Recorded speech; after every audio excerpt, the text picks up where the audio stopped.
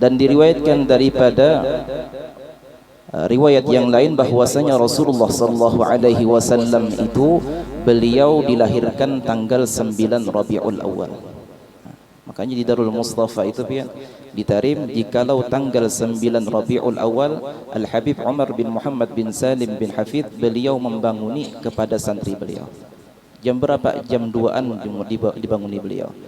Dan di situ kita persiapan maulid sebelum fajar.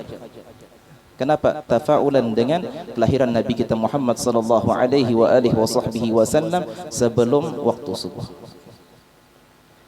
Dan di tanggal 12 Rabiul Awal itu diadakan maulid di Masjid Jami' Al-Muhdar. Al-Imam Umar Al-Muhdar, sebagaimana syair yang dibacakan tadi, karamah ya Umar Muhdar, adalah Al-Syekh Umar Al-Muhdar. Beliau mempunyai masjid yang bernama Jami'ul Muhdar, yang dikatakan bahwasanya menara Al-Imamul Muhdar adalah menara yang tertinggi yang terbuat daripada tanah liat. Jami'ul Muhdar. Mudahan kita seberataan mendapatkan keberkahan daripada aulianya Allah, mendapatkan keberkahan daripada Nabi kita Muhammad sallallahu alaihi wa alihi wasallam. Di ketika kita hadir dalam majlis maulid Nabi Muhammad sallallahu alaihi wa alihi wasallam, misalkan hari ini kita berhadir di majlis ini, malam ini kita hadir di masjid ini, misalkan malam esoknya kita berhadir di musalla ini.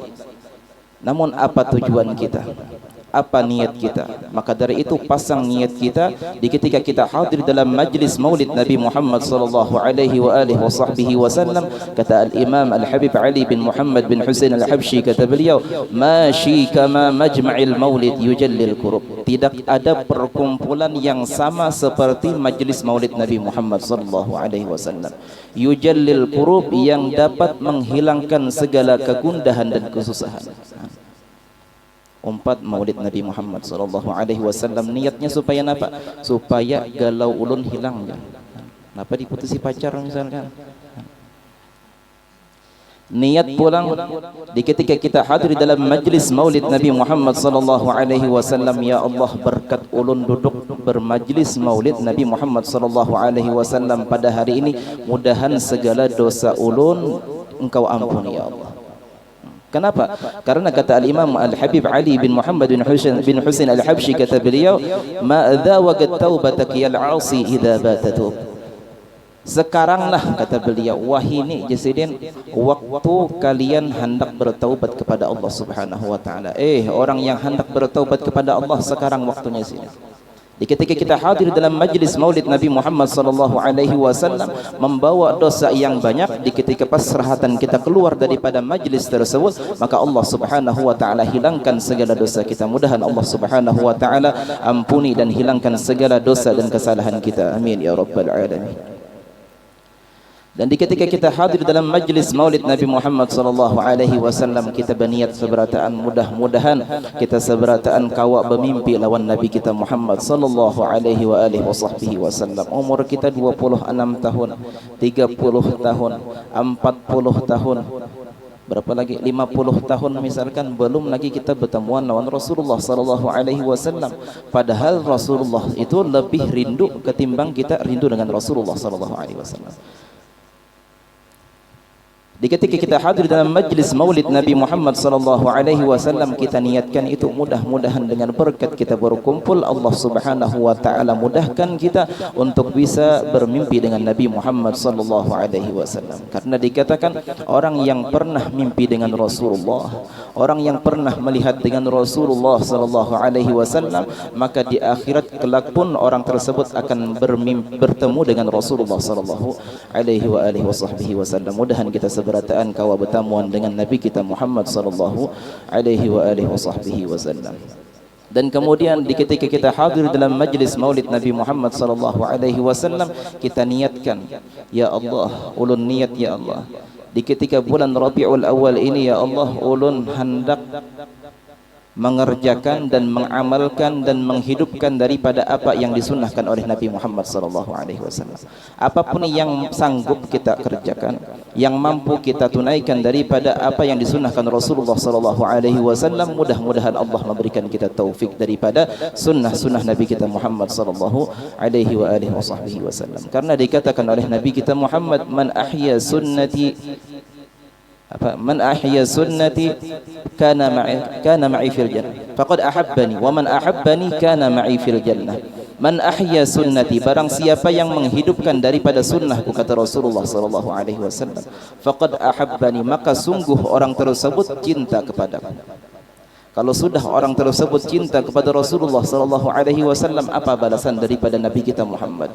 Apa balasan daripada Allah jalla jalaluhu wa ta'ala fi'ala, yaitu kana ma'i fil jannah. Orang tersebut nantinya akan bersama Nabi kita Muhammad sallallahu alaihi wa alihi wasallam di dalam syurga Firdaus. Mudahan kita seberataan berkumpul bersama Nabi kita Muhammad sallallahu alaihi wa alihi wasallam di dalam syurga Firdaus. Ketika kita hendak masuk masjid atau musalla atau rumah kita, maka kita niatkan menghidupkan daripada apa yang disunnahkan Nabi kita Muhammad sallallahu alaihi wa alihi wasallam. Pasrahatan hendak masuk masjid, batis kanan. Keluar daripada masjid, batis kiri. Yang mungkin sebelumnya kita kada hiran-hiran dengan sunnah Rasulullah, kada peduli dengan sunnah Rasulullah sallallahu alaihi wasallam. Untuk sekarang kita berniat sama-sama agar bisa menghidupkan daripada apa yang disunnahkan Nabi kita Muhammad sallallahu alaihi wa alihi wasallam. Kemudian siwak pulang. Ketika kita hendak sembahyang, hendak mengerjakan sesuatu yang baik-baik, maka kita disunnahkan untuk memakai siwak. Bahkan dikatakan oleh Nabi kita Muhammad sallallahu alaihi wasallam, salatun bisiwak khairun min 70 salah bighairi siwak. Orang yang salat pakai siwak walaupun 2 rakaat. 2 rakaat sidin sembahyang tapi pakai siwak. Kata Rasulullah sallallahu alaihi wasallam, khairun min 70 salah bighairi siwak. Lebih baik daripada orang yang sembahyang 70 rakaat tanpa memakai siwak. Namun jikalau kita misalkan kada besi siwak, larang benar harganya jar. Misalkan pakai apa? Ujar Rasulullah sallallahu alaihi wasallam, jikalau kita ini kada pakai siwak, kada ada isi siwak, maka hendaklah, kata Rasulullah sallallahu alaihi wasallam, pakai sesuatu yang kasar. Apa aja? Kayu galam lah misalkan. Biasanya orang-orang Tarim itu pian setiap penduduk Tarim, setiap santri-santri yang sekolah di Tarim itu, mereka supan jikalau kada isi siwak. Supan benar. Kenapa? Karena di sekeliling mereka, di samping menyamping mereka itu mereka memakai siwak. Nah, ketika kita kada terbawa siwak atau pasrahatan kita tinggal, kita wani membuliki. Kenapa? Supan pasrahatan kita berkumpul di sana, kita kada membawa siwak. Nah, bahkan dikatakan Al-Habib Ali Al-Masyhur, kakak daripada Al-Habib Umar, kata beliau, siwak ini jasidin rancak benar hilang. Ya kalau hanyar kita membuka baju, memacul baju, pas gugur dicari ikan ada lagi kemana? Ujar sidin, kalau bisa nukar siwak itu 2 buting ya sidin. Andak sebuting di lemari, andak sebuting di kantong. Kenapa? Karena ada, kata beliau, satu syaitan yang mana syaitan tersebut tugasnya menyimpan daripada siwak kita. Kadang kita andak di lemari misalkan, habis itu kada ingat lagi. Jadi kata beliau, nukar siwak 2 buting, andak di lemari sebuting, andak di kantong sebuting. Mudahan kita seberataan mendapatkan keberkahan Nabi kita Muhammad sallallahu alaihi wa alihi wasallam, diberikan taufik dan hidayah untuk bisa menghidupkan sunnah-sunnah Nabi kita Muhammad sallallahu alaihi wa alihi wasallam. Sedikit kita membaca manaqib As-Sayyidah Khadijah Al-Kubra. Sayyidah Khadijah adalah seorang perempuan yang mempunyai kemuliaan. Beliau dilahirkan 15 tahun sebelum lahir baginda Rasulullah. Keturunannya daripada kaum Quraisy yang dihormati. Beliau adalah seorang pedagang yang terkenal dan kaya raya. Manakala Allah menghendaki kepada beliau untuk mendapatkan kemuliaan dunia dan akhirah, sampailah kabar kepada beliau akan seorang laki-laki yang baik akhlak, terpuji dan jujur, dikenal namanya Muhammad Al-Amin. Maka menawarkan Sayyidah Khadijah kepada baginda Al-Amin untuk didagangkan dagangannya. dengan gembira diterima tawaran itu oleh baginda Al-Amin. Kemudian berangkatlah baginda Al-Amin ke negeri Syam, membawa dagangan Sayyidah Khadijah untuk dijualkan. Kemudian Sayyidah Khadijah menyuruh pembantunya Maisarah supaya membantu baginda Al-Amin dalam perdagangannya.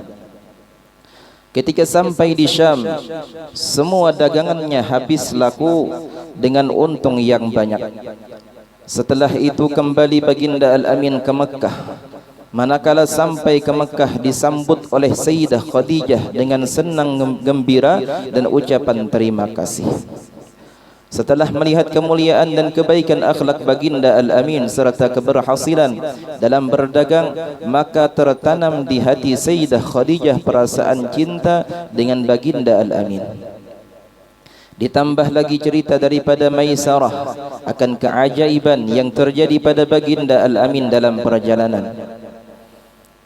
Di antaranya awan yang menaungi selama dalam perjalanan, unta yang tunduk dan patuh, perjalanan yang cepat sampai dan mudah.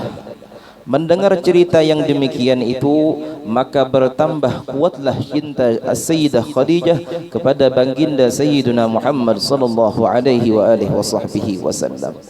Kemudian daripada itu menyuruh Sayyidah Khadijah akan Nafisah binti Umayyah untuk menanyakan hal keadaan baginda Al-Amin. Kemudian berangkatlah Nafisah kepada baginda Al-Amin dan bertanya, wahai baginda Al-Amin, apakah yang menegah engkau daripada berkawin? Lalu jawab baginda Nabi Muhammad sallallahu alaihi wasallam, aku tidak punya apa-apa.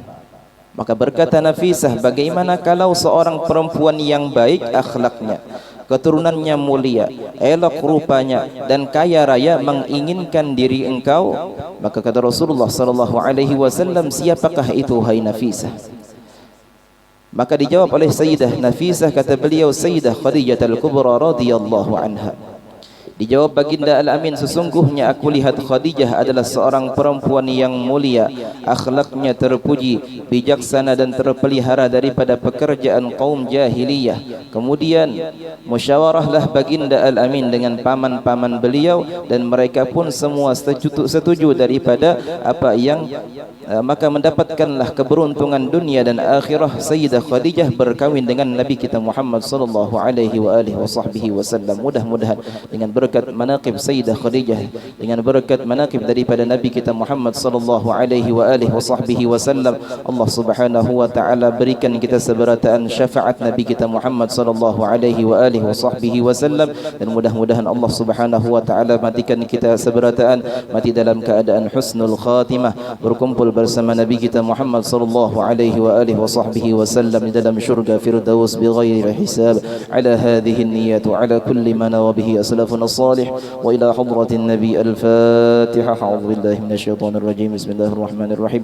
الحمد لله رب العالمين الرحمن الرحيم مالك يوم الدين. إياك نعبد وإياك نستعين اهدنا الصراط المستقيم صراط الذين أنعمت عليهم غير المغضوب عليهم ولا الضالين آمين. أفضل الذكر فاعلم أنه